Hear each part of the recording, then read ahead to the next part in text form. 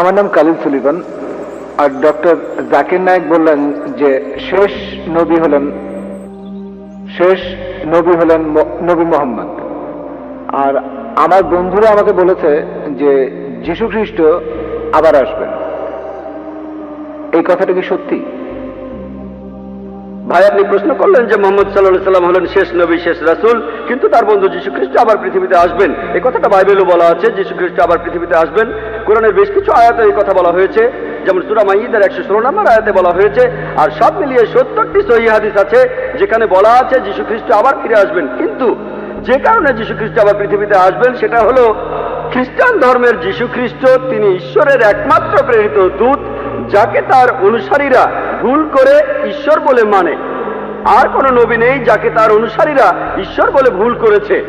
কিন্তু খ্রিস্টানরা তাদের বেশিরভাগই তারা ভুল করে মনে করে যে যীশু খ্রিস্ট নিজেকে ঈশ্বর দাবি করেছেন, আর এই কারণে আল্লাহ সুবহানাহু ওয়া তাআলা তাকে আবার জীবিত করবেন।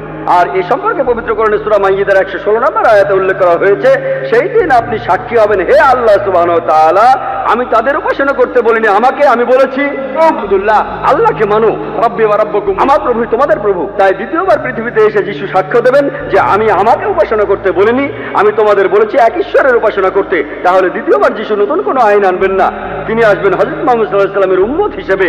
তিনিও এই আইন মেনে চলবেন, কোরআনের আইন আর সহিহ হাদিস। তিনি আমাদের নতুন কিছু শেখাবেন না, তিনি পৃথিবীতে এসে সাক্ষ্য দেবেন খ্রিস্টানদের সামনে, আমি নিজেকে ঈশ্বর দাবি করিনি, এখন তোমরা কোরআন আর সহিহ হাদিস মেনে চলবে।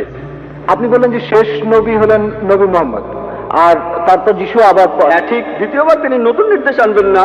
রাসূল মানে যিনি কিছু নির্দেশ পান, তিনি দ্বিতীয়বার রাসূল হিসেবে আসবেন না, তিনি খ্রিস্টানদের সামনে সাক্ষ্য দিতে আসবেন আমি নিজেকে ঈশ্বর দাবি করিনি। তিনি নতুন নির্দেশ পাবেন না, আগে তিনি নির্দেশ পেয়েছিলেন ইনজিলে, সেটা 2000 বছর আগের কথা, যেটা বিকৃত হয়ে গেছে। তারপর মুহাম্মদ সাল্লাল্লাহু আলাইহি ওয়াসাল্লাম আসলেন। তাই যখন যীশু খ্রিস্ট এই পৃথিবীতে আবার ফিরে আসবেন, তিনি কোরআনের এই নির্দেশই মেনে চলবেন আর মুহাম্মদ সাল্লাল্লাহু আলাইহি ওয়াসাল্লামের উম্মত হবেন। তাহলে রাসূল হিসেবে, ঈশ্বরের দূত হিসেবে সর্বশেষ হলেন নবী মুহাম্মদ সাল্লাল্লাহু আলাইহি ওয়াসাল্লাম। আশা করি উত্তরটা পেয়েছেন।